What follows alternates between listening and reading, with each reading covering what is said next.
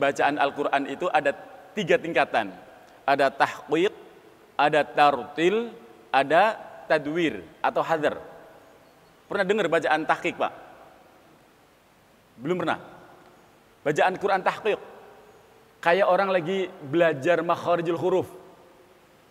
Qul a'udzu birabbil falaq min syarri ma khalaq wa min syarri ghasiqin idza waqab. Nomor 2, baru ngadu, sampaikan kegelisahan kita kepada Allah. Seperti yang Nabi Musa adukan.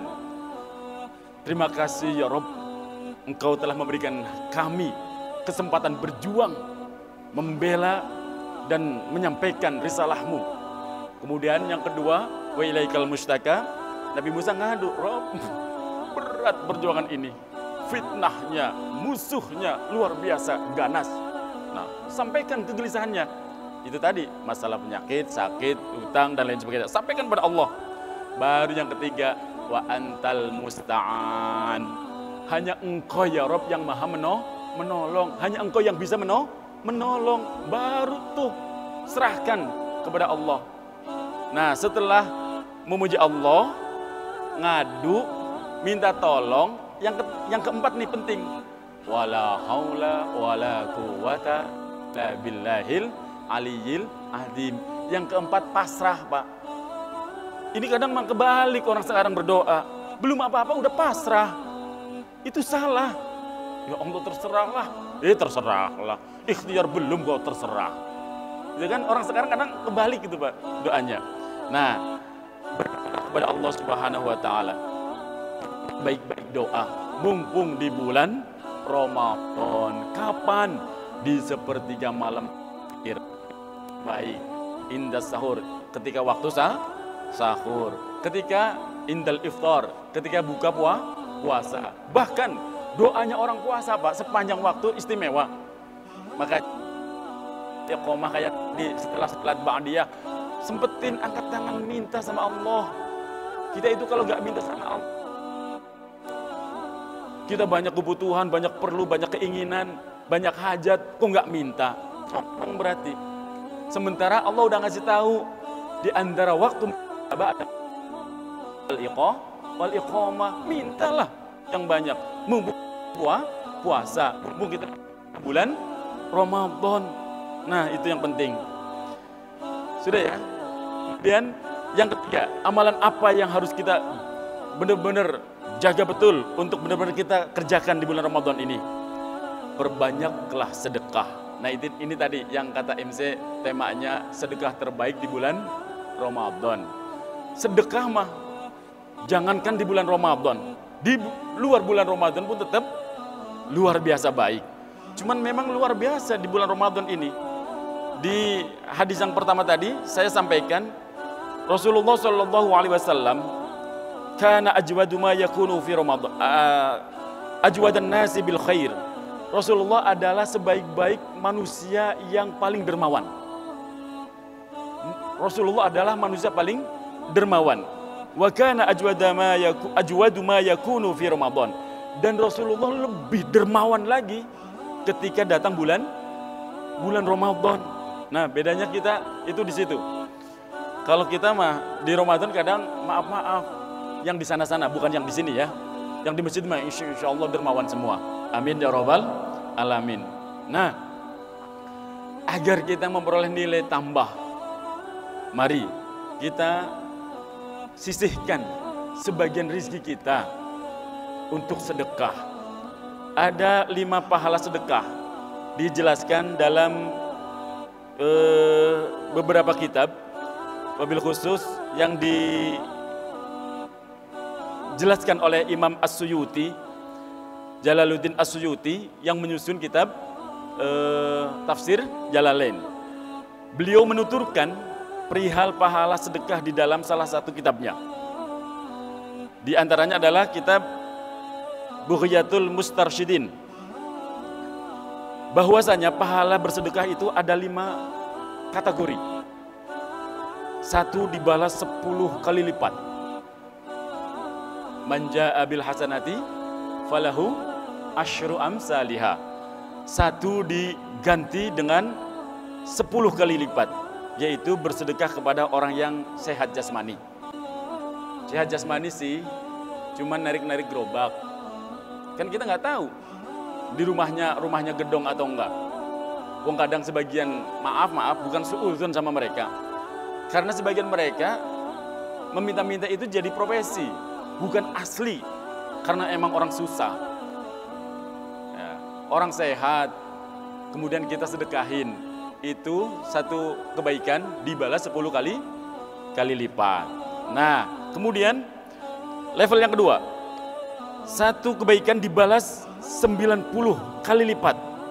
90 kebaikan yang setara, yaitu bersedekah kepada orang buta, orang cacat, atau orang tertimpa musibah, termasuk anak yatim dan piatu, mustad'afin. Itu satu dibalas 90 kali lipat kebaikan. Ini menurut Imam Jalaluddin As-Suyuti. Kemudian satu dibalas 900. Satu sedekah dibalas 900 kali lipat yang setara nilai pahalanya, yaitu sedekah kepada kerabat yang sangat-sangat membutuhkan.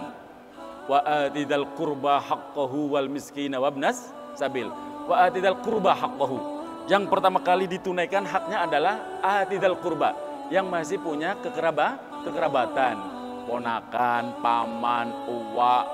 Monggo silahkan, kalau benar-benar dibutuhkan di momentum bulan Ramadan ini, yang lebih diprioritaskan itu lebih baik sebelum orang lain.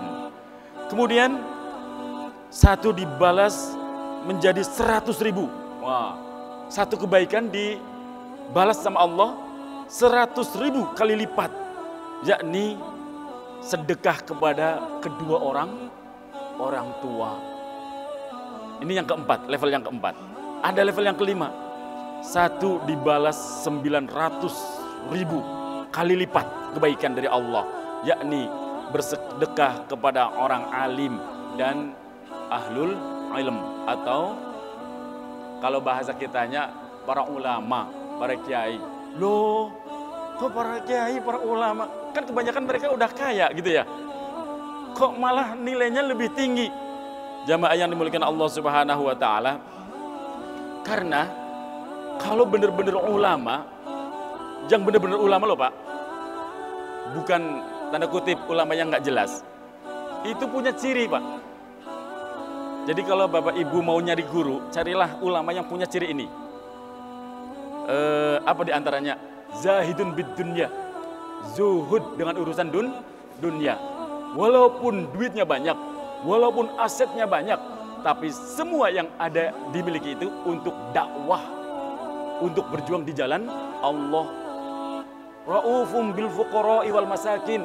Kemudian sayang kepada orang fakir miskin, bukan malah mengeksploitasi fakir miskin. Karena ada kesebutnya ulama jualannya anak miskin, yatim piatu dijualin. Astagfirullahaladzim, maksudnya dieksploitasi gitu loh. Gak usah nyebut orang ya, dosa, lagi puasa, hilang pahala kita. Banyak yang seperti itu. Nah, padahal ciri ulama yang menjadi panutan kita harus punya kriteria itu tadi. Raufum rahimum bil fuqara'i wal masakin. Sayang terhadap fakir miskin. Ciri yang ketiga adalah raufum bidu'afa'il mu'minin. Sama orang iman, sama orang Islam yang masih senang kepleset. Nah, ini jangan ngeliatin saya Pak ya. Sama orang Islam yang masih doyan kepleset. Maksudnya kok orang Islam masih doyan kepleset? Masih SMJ Pak. Sholat itu nggak dimusuhin, tapi dirangkul. Itu cirinya. Orang alim yang benar, ulama yang benar, itu kalau ada orang lagi kepleset bukan dimusuhin, dirangkul. Itu cirinya.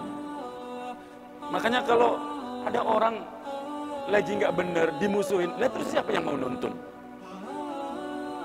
Siapa yang nuntun? Maka ciri ulama diantaranya itu raufum bidu'afa'il mu'minin. Nah, tadi yang sebelumnya zahidun bid dunya. Kemudian yang lebih hebat lagi, carilah guru yang muayyadun binuril basyirah, carilah guru yang punya kepekaan batin. Jadi tahu persis kebutuhan muridnya harus dituntun dengan apa nih. Karena apa? Setiap orang itu beda-beda. Gak ujuk-ujuk langsung, ayo kamu ikut saya, zikir 1000 kali. Gak mesti harus dituntun dengan begitu. Contohnya itu Nabi, kalau nuntun. Ada orang datang, ya Rasulullah, ajarin aku, biar aku bisa masuk surga. Rasulullah pada kesempatan yang pertama, la takhtob. Satu saja, kalau kepengen masuk surga, janganlah kamu marah. Itu saja ya Rasulullah. Ya. Kemudian kata sahabat yang bertanya ini, ternyata Islam gampang sekali ya. Syarat masuk surga itu cuma satu, jangan marah. Dalam kesempatan pertanyaan yang sama, ya Rasulullah, ajarkan kepadaku satu amalan yang bisa mengantarkan aku masuk surga. Rasulullah menjawab, birrul walidain, berbaktilah engkau kepada orang tua. Yang lain lagi bertanya yang sama, jagalah sholat malam dan jangan engkau tinggalkan witir. Ternyata beda-beda. Begitulah cara Nabi mendidik yang kemudian diwarisi oleh para ulama. Ketika nuntun orang itu ya beda-beda, Pak. Enggak semuanya suruh duduk di masjid wiridan 1000 kali. Kalau model-model kita wiridan 1000 kali ya kabur, Pak.